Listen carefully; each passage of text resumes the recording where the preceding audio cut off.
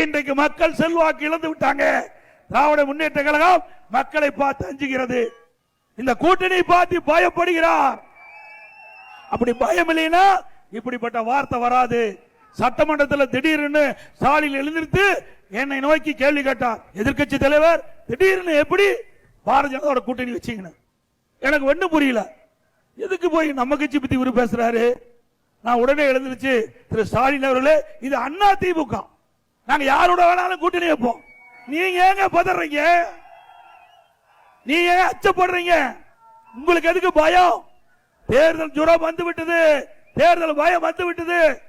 அவர் மட்டுமல்ல, அந்த கூட்டணி அங்க வைக்கின்ற கட்சிகள் ஜால்ரா போட அந்த கூட்டணி கட்சிகள் எல்லாம் எடப்பாடி பழனிசாமி பாரதிய ஜனதாவில் அடமானம் வச்சுட்டார். கடன் வாங்குறதுக்கு நாங்க நிலத்தை கூட அடமானம் வைக்கிறோம். வேண்டுமென்றே திட்டமிட்டு ஒரு தவறான அவதூறான பிரச்சாரத்தை பரப்பி மக்களிடத்திலே அனுதாபம் தேர்க்க முடிக்கிறாங்க.